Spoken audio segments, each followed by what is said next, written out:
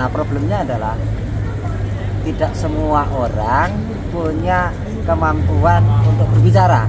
Maksudnya berbicara ketika berhadapan dengan banyak orang, entah kolega, entah mitra, entah bawahan, bahkan jajaran atasan.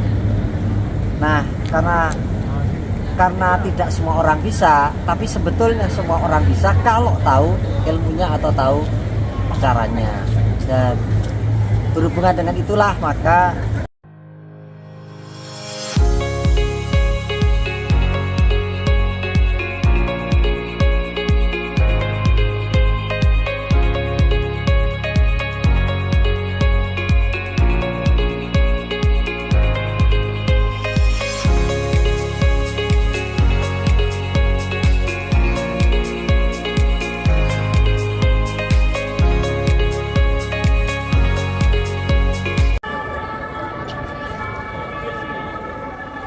halo, assalamualaikum warahmatullahi wabarakatuh. Salam senja, salam traveling.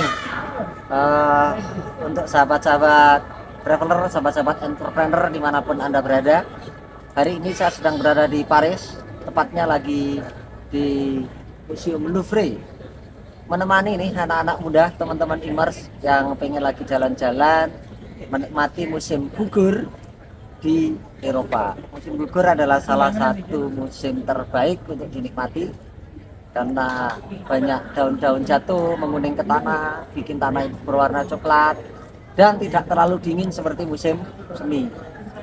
Hanya anginnya memang agak lebih kencang. Nah, kali ini saya pengen ngobrol tentang betapa pentingnya kemampuan bicara sebagai salah satu faktor untuk melejitkan apapun profesi kita, apapun karir kita saat ini. Jadi memang banyak faktor yang bisa membuat orang lebih cepat melejit dibandingkan yang lain-lain, dibandingkan kompetitornya, dibandingkan koleganya.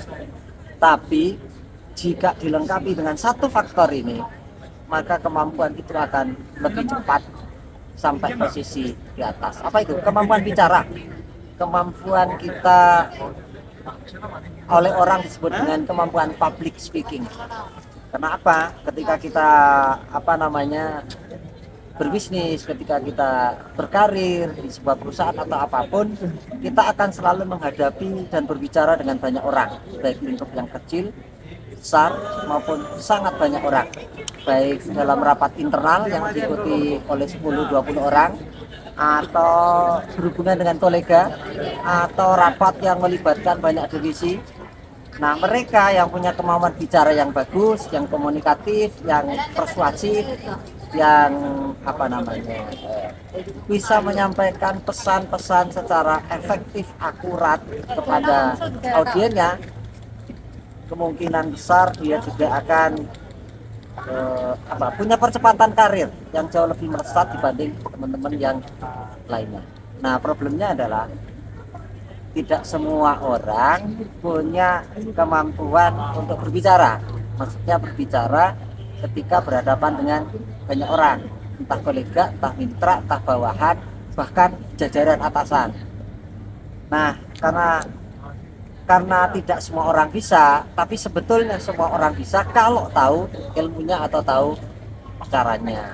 Dan berhubungan dengan itulah maka Oktober ini atau akhir Oktober bertepatan dengan peringatan Sumpah Pemuda 28 Oktober mendatang, saya melonceng satu buku yang buku itu sebagian besar atau 90% isinya atau kontennya adalah berawal dari pengalaman panjang selama lebih dari 12 tahun berbicara di depan publik atau mengasah kemampuan public speaking. Nah, buku itu saya kasih judul gini, 7 Steps Public Speaking.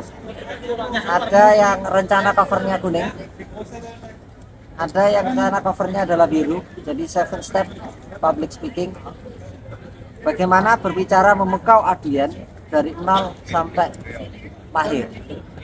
Nah, kenapa ada 2 cover? Nah, ini berdasarkan kemarin riset kecil-kecilan itu. Bagusnya memang bikin 2 cover. Mungkin tahun ini kita keluarkan seri buku 7 Step Public Speaking yang covernya kuning dulu.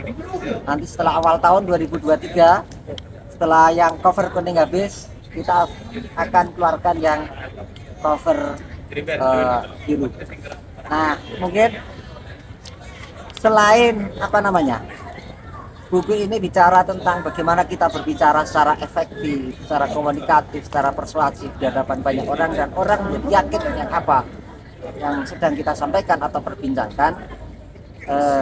Yang menyenangkan buat saya adalah buku ini juga ada 2 guru saya yang bersedia untuk memberikan epilog sama prolog. Jadi prolognya akan diberikan oleh Mas Ahmad Faiz Zainuddin. Itu adalah pendiri SEF, SEFT, Grandmaster SEFT di terapi SEF. Jadi teman-teman kalau cari di Google SEFT maka akan ketemu nama Ahmad Faiz Zainuddin. Itu adalah guru kehidupan saya dan juga guru public speaking saya dulu di awal-awal, dan bersedia untuk memberikan sebuah kata pengantar untuk buku ini. Sementara yang kedua adalah guru kehidupan dan guru public speaking saya yang lain, namanya Kek Jamil Azaimi.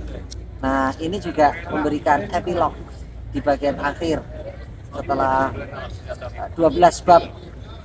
Saya bicara tentang apa itu public speaking, bagaimana cara bicara di depan publik, bagaimana cara yang efektif, bagaimana cara membuat opening, bagaimana mengakhiri pembicaraan, bagaimana membuat konten yang bagus di dalam pembicaraan kita di hadapan orang banyak. Nanti epilognya ada tulisan dari Kek Jamil Azaimi, inspirator sukses mulia, penulis buku-buku bestseller yang sangat produktif. Ada buku tentang Tuhan, inilah proposal hidupku, buku tentang buku tentang meraih sukses mulia, buku tentang kubik leadership. Ada puluhan buku yang sudah ditulis Pak Jamil dan semuanya bestseller.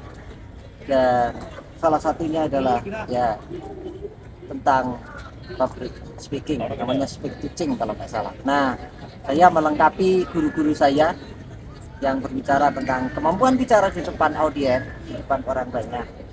Moga-moga isi buku ini meskipun nggak terlalu tebal, hanya 100 halaman, hanya 12 bab saja, tapi moga-moga bisa menambah khasanah cara berbicara Anda ketika menghadapi klien, menghadapi mitra, menghadapi bawahan, bahkan menghadapi atasan atau menghadapi kolega. Yang kedua, bisa memberi inspirasi bagi teman-teman muda yang lain yang ingin terjun atau menerjuni dunia public speaking, entah sebagai pembicara publik, pembicara seminar, pembicara workshop, atau sekedar menjadi khotib atau menjadi pembicara kajian-kajian. Mungkin tips kecil yang akan saya paparkan di buku ini akan ikut menambah khasanah atau wawasan baru buat Anda supaya lebih kaya kemampuan public speaking Anda. Itu saja pengantar saya tentang buku 7 Steps Public Speaking. Yang kuning akan cetak duluan, nanti akan disusul yang biru. Boleh memiliki salah satunya, boleh memiliki kedua-duanya untuk dihadirkan kepada teman-teman atau kolega yang lain. Doa saya sukses untuk semuanya, apapun karir Anda, apapun yang Anda tekuni sekarang, apapun bisnis Anda, apapun situasinya saat ini, tetap optimis bahwa kita akan melalui masa-masa inflasi atau stagflasi di tahun 2022 dan 2023 mendatang. Pokoknya harus optimis, harus tetap kuat, dan harus tetap kita melesat di dalam apapun tahap-tahap kehidupan yang kita akan lalui. Itu dulu ya, dan jangan lupa bahagia dengan apa? Dengan ngopi, mudut, dan traveling. Kenapa traveling? Karena dengan traveling kita akan ketemu tempat-tempat baru, kita akan ketemu juga orang-orang baru, kita ketemu dengan suasana-suasana yang baru, dan dengan itu kita bisa mendapatkan wawasan baru, inspirasi baru, dan juga ilmu-ilmu kehidupan yang baru. Terima kasih untuk semuanya yang sudah nonton Travel Ebo, apalagi yang sudah like and subscribe. Moga-moga kesuksesan, kebahagiaan, kelancaran rezeki bertemu dalam kehidupan Anda sampai kapanpun. Assalamualaikum warahmatullahi wabarakatuh. Dadah.